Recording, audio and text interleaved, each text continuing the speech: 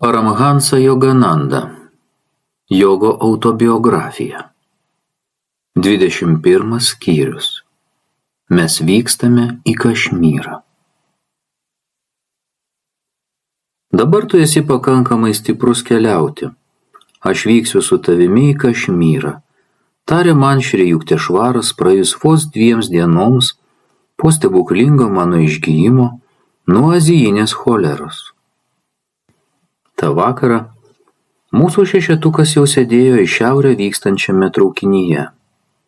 Pirmas sustojimas buvo Šimloje, didingame mieste, esančiame jau Himalajų priekalnėse.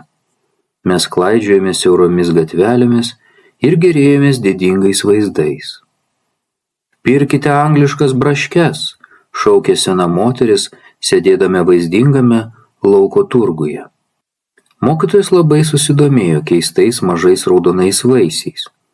Jis nusipirko pilną jų krepšį ir pavaišino šalia esančius mane ir Kanajų. Aš paragavau vieną braškę, tačiau iškart išspjoviau ją ant žemės.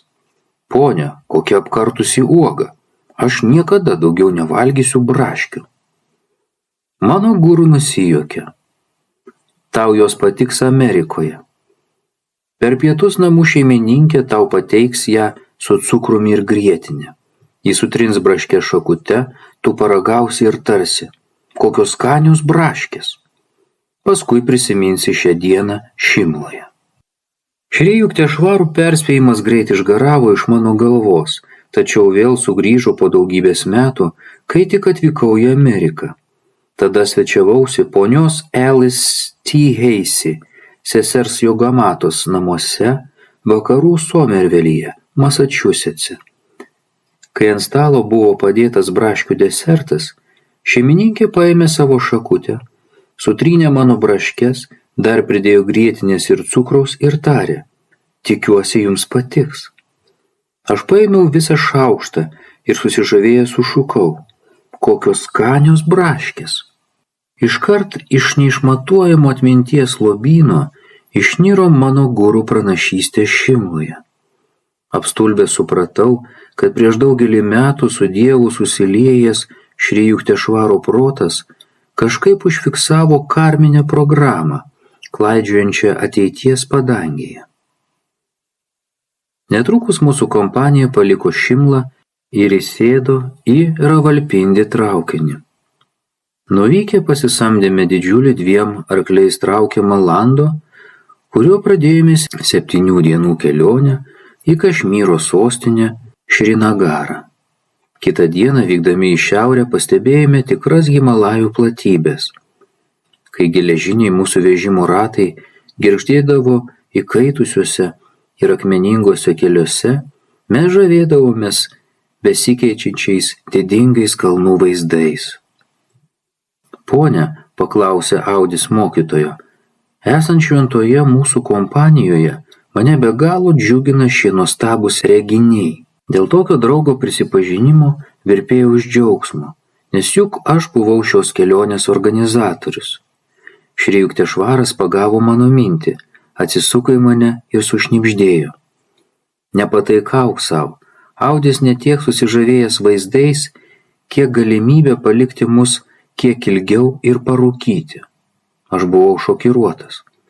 Ponia, tariau pusbalsiu, prašau negriaukite mūsų darnos šiais nemaloniais žodžiais.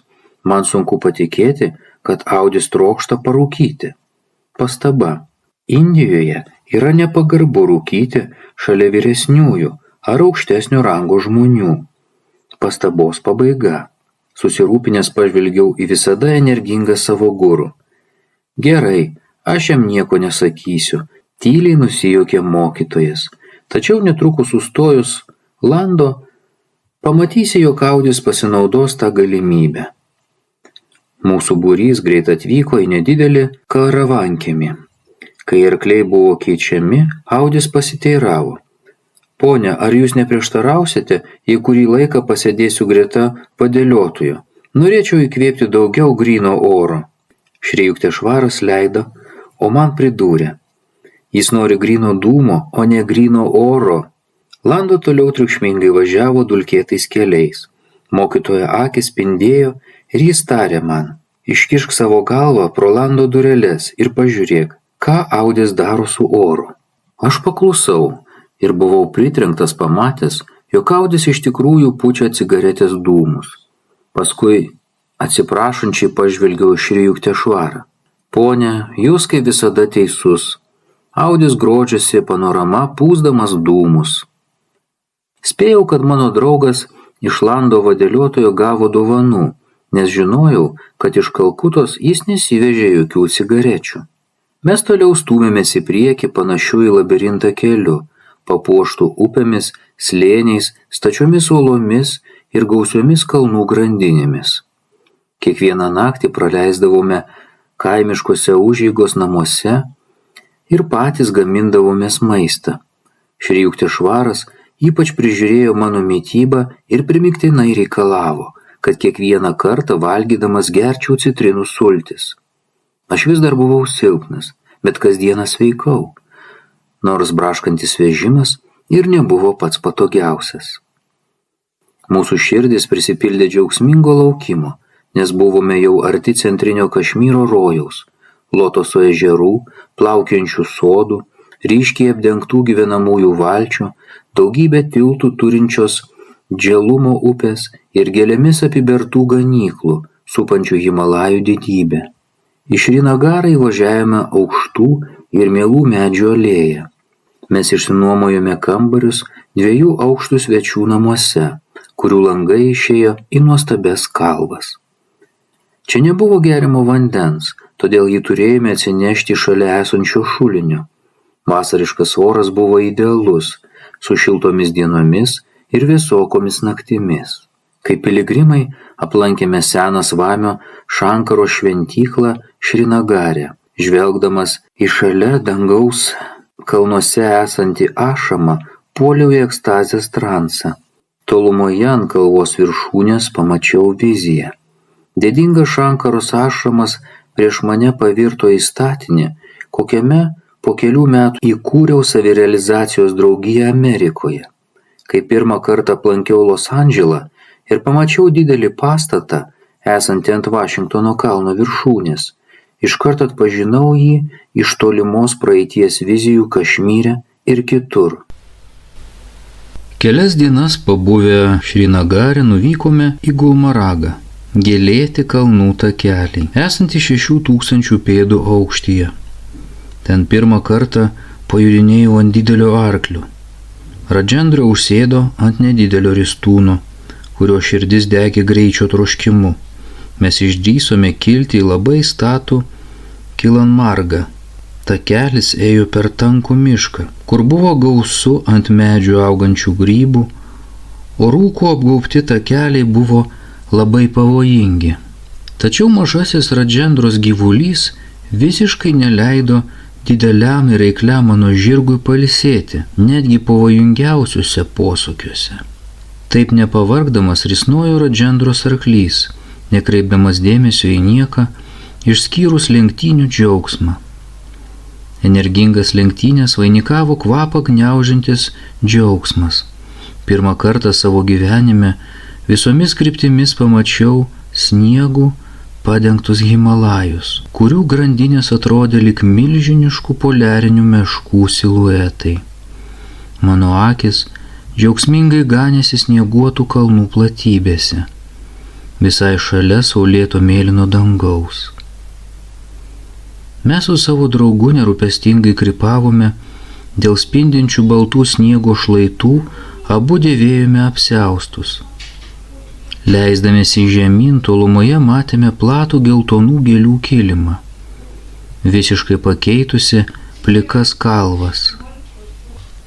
Kita ekskursija buvo į garsiuosius karališkus imperatoriaus Džehangyro pramogų sodus Šalimare ir Nišad Bhakhe.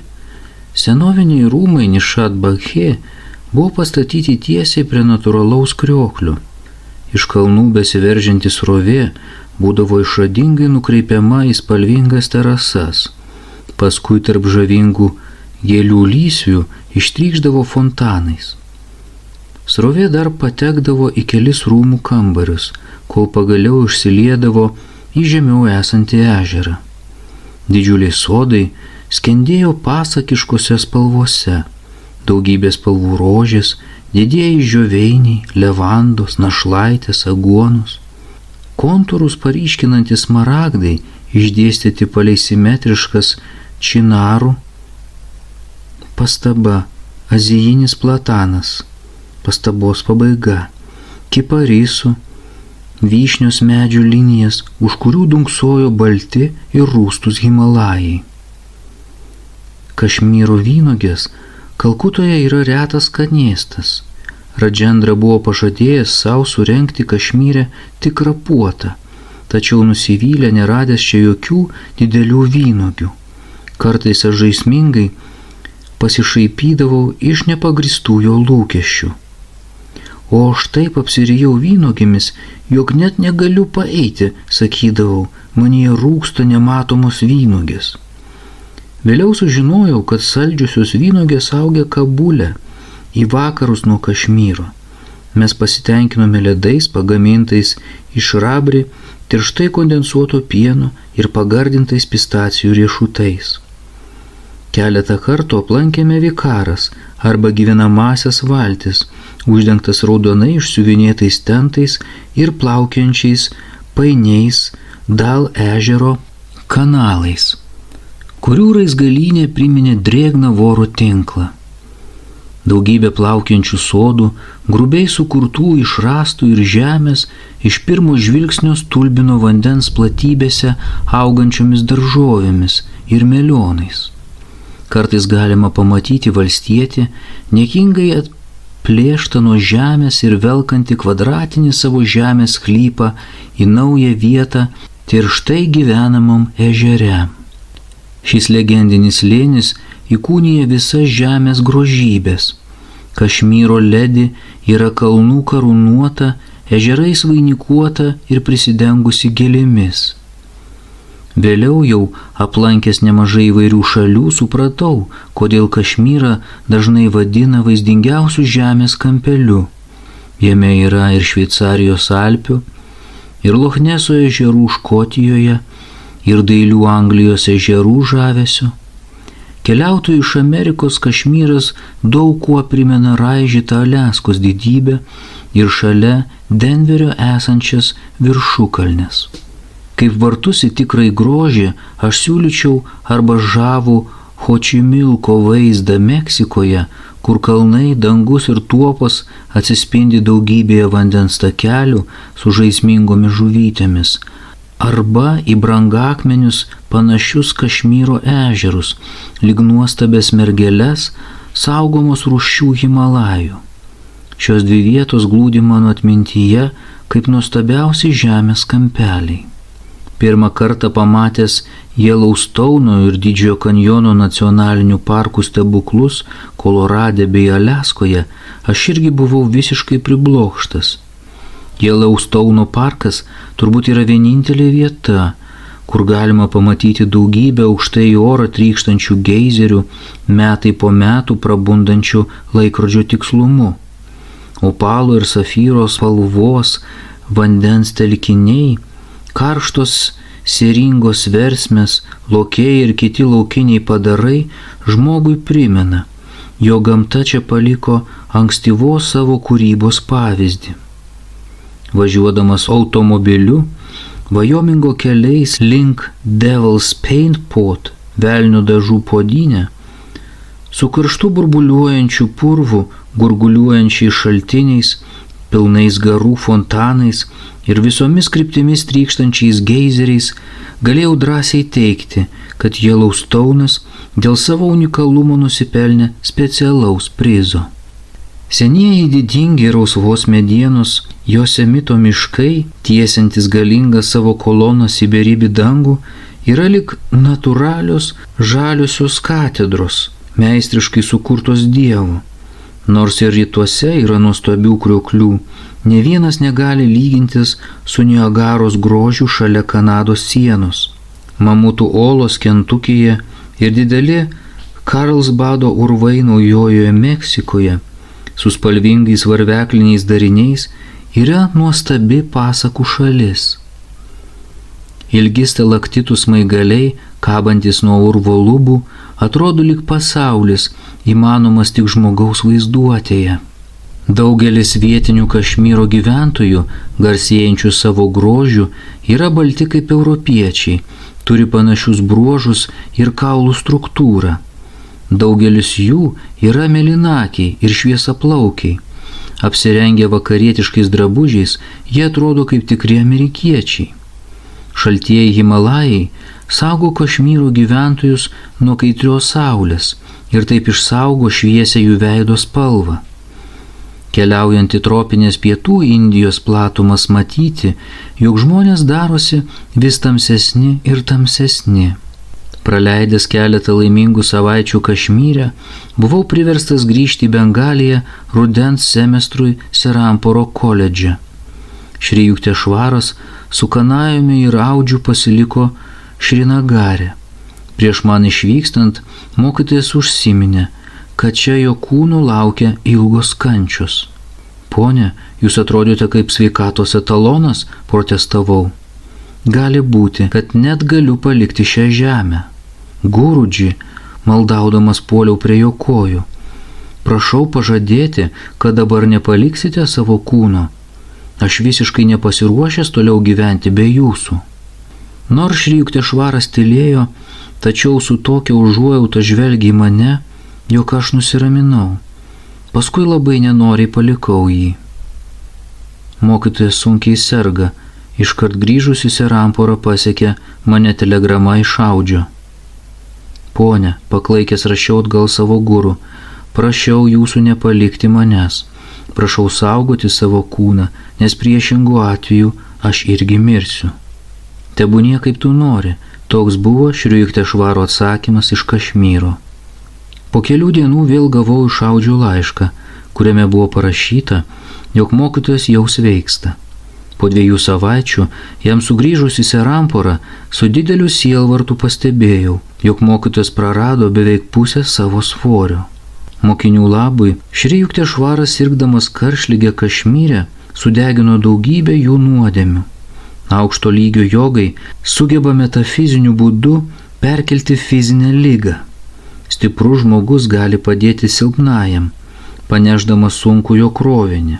Na, o dvasios milžinas gali gerokai sumažinti fizinę ar net protinę savo mokinių naštą, prisiimdamas dalį jų praeities karmos.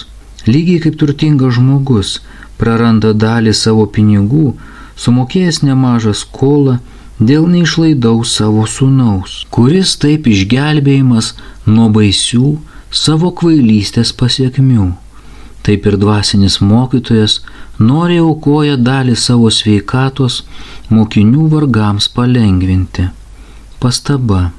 Daugelis krikščionių šventųjų, įskaitant ir Teresę Neumann, gerai žino metafizinį ligos perdavimo būdą. Pastabos pabaiga. Tik jam vienam žinomų būdų jogas savo protu ir astralinėmis priemonėmis susijungia su kenčiančiojo protu. Liga, visa ar jos dalis, pereina į šventojo kūną. Fizinėme lygmenyje, susilieję su Dievu, mokytojas daugiau nebesirūpina, kas atsitiks jo materialiai formai. Nors jis gali prisiimti tam tikrą ligą kitų žmonių kančioms palengvinti, jo protas niekiek nepakinta. Išminčius džiaugiasi galėdamas suteikti tokią pagalbą. Pasiaukojantysis per Dievą radęs galutinį išsilaisvinimą, mato, jog jo kūnas visiškai įgyvendino savo tikslus. Tada jis gali naudoti savo kūną taip, kaip jam atrodo reikalinga. Jo misija pasaulyje – lengvinti žmonijos kančias dvasinėmis praktikomis, protingais patarimais ar fizinių ligos perkelimu. Savo noru, persikėlęs į aukštesnėje sąmonę, mokytojas gali nesunkiai užmiršti fizinį skausmą, tačiau kartais jis sąmoningai ir stoiškai kenčia, norėdamas parodyti pavyzdį savo mokiniams. Mažindamas kitų negalavimus, jogas truputį keičia karminį priežasties ir pasekmės dėsnį. Šis dėsnis veikia tiek mechaniškai, tiek ir matematiškai. Jo darbą gali pagal mokslo dėsnius keisti Dievą realizavę išminčiai. Dvasiniai dėsniai nereikalauja, kad kitą žmogų norėdamas pagydyti, mokytojas susirgtų. Dažniausiai gydoma įvairiais išminčiaus žinomais staigaus gydymo būdais, kuomet dvasinis gydytojas nepatiria jokios žalos. Tik retais atvejais, kai mokytojas nori žymiai paspartinti savo mokinių evoliuciją, jis savo kūnu sunaikina didelę dalį nepageidaujamos jų karmos. Jėzus atpirko daugelio žmonių nuodėmes. Dėl dieviškųjų savo galių Kristus niekaip nebūtų miręs nuo nukryžiavimo, jei nebūtų noriai sąveikavęs su subtiliu kosminiu priežasties ir pasekmės dėsniu. Pastaba. Prieš pat nukryžiavimą Jėzus tarė: gal manai, jog aš negaliu paprašyti savo tėvą ir jis bemat neatsiųstų man per 12 legionų angelų?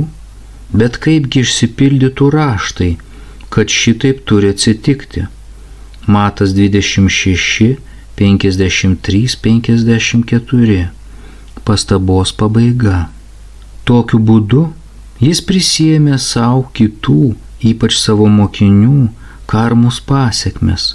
Taip jie buvo gerokai apvalyti ir tapo pasirengę priimti visur esančią sąmonę, vėliau nužengusią į juos. Tik save realizavęs mokytojas gali perkelti savo gyvybės galią arba į savo kūną priimti kitų ligas. Paprastas mirtingasis nepajėgus įgyvendinti tokio jogų gydymo būdo, tačiau net ir nepageidautina, kad jis taip darytų, nes liguistas fizinis instrumentas yra kliūtis Dievo meditacijai. Hinduizmo šventraščiai moko, jog pirma žmogaus pareiga yra prižiūrėti savo kūną, nes priešingų atveju jo protas nesugebės ilgesniam laikui susikoncentruoti į dieviškas savybės. Vis dėlto labai tvirtas protas gali nugalėti visus fizinius sunkumus ir realizuoti Dievą. Daugelis šventųjų ignoravo ligą ir pasiekė savo ieškojimų tikslą. Šventasis Pranciškus Asyžietis, nors pats sirgo sunkiomis ligomis, gydė kitus ir net prikeldavo iš numirusiųjų. Aš pažinojau vieną Indijos išminčių, kurio pusė kūno kartą buvo vien pūliuojančios žaizdos. Jo diabetas buvo toks stiprus, kad jis negalėjo ramiai išsėdėti daugiau kaip 15 minučių. Bet dvasiniai jo troškimai buvo nepalaužiami. Dieve, meldėsi jis, kodėl tu neateini į sugriautą mano šventyklą? Nepaliaujamai kontroliuodamas savo valią, šventasis po kiek laiko jau galėjo lotoso pozoje išsėdėti kasdieną po 18 valandų, panyręs į ekstazės transą. Ir, tarė jis man, praėjus 3 metams aptrupėjusiame savo kambaryje, pamačiau spindint beribę šviesą. Prabudęs palaimingoje didybėje, aš užmiršau kūną, o paskui pastebėjau, kad per dieviškąją malonę jis galutinai pasveiko. Stebuklingas išgijimas siejasi ir su karaliumi Baberu 1483–1530, Mongolų imperijos įkūrėjų Indijoje. Jo sūnus princas Humajūnas mirtinai sirgo. Tėvas kupinas kančios meldėsi, kad jis perimtų tą ligą ir taip išsaugotų sūnaus gyvybę. Kai visi gydytojai jau prarado bet kokią viltį, Humajūnas pasveiko. Baberas tučtuojau apsirgo ir mirė nuo tos pačios ligos, kuri seniai kamavo jo sūnų. Humajūnas pakeitė Baberą ir tapo Indostano imperatoriumi.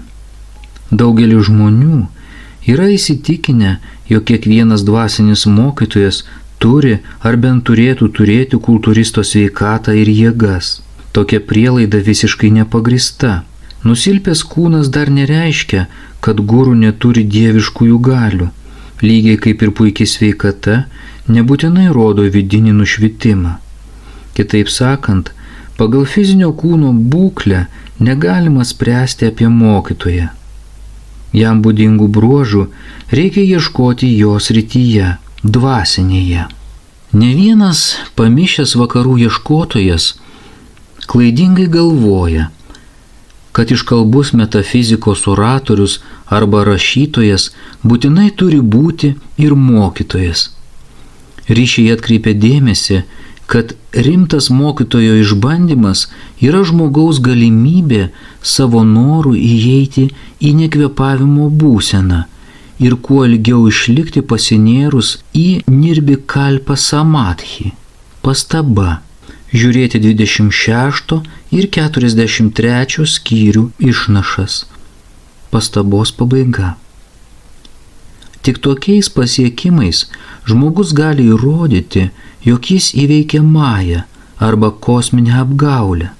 Tik jis vienas iš realizacijos gelmių gali tarti ekam sat, yra tik vienas. Vedos skelbia, kad neišprusęs žmogus, kuris yra patenkintas matydamas nors ir mažiausią skirtumą tarp individualios sielos ir aukščiausios dvasios, atsiduria pavojuje, rašė didis monistas Šankara, kur dėl dorybių ar nežinojimo atsiranda dualumas ir viską žmogus mato kaip atsieta nuo dvasios. Kai viskas matoma kaip dvasia, tuomet neegzistuoja net mažiausias atomas anapus jos. Kai tik atsiranda supratimas apie realybę dėl kūno nerealumo, dingsta bet kokios praeities veiksmų pasekmės, lygiai kaip neįmanoma sapnuoti prabudus. Tik daug pasiekę mokytojai sugeba perimti mokinių karmą. Šri Juktešvaras nebūtų kentėjęs Kašmyre, jei iš dvasios nebūtų gavęs leidimo padėti savo mokiniams tokiu keistu būdu. Keli išminčiai buvo net dar labiau už mano mokytoją dvasiškai pasirengę vykdyti dieviškus nurodymus. Kai išdrįsau tarti keletą užuojautos žodžių dėl išsekusio savo gūrų kūno, jis džiaugsmingai tarė: ta liga turi ir pliusų, dabar galiu dėvėti mažus apatinius marškinius, kurių nenešiojau jau daugelį metų. Klausydamasis linksmo mokytojo juoko, prisiminiau Švento Pranciškaus iš Salio žodžius: šventasis, kuris yra liūdnas šventasis. Pabaiga.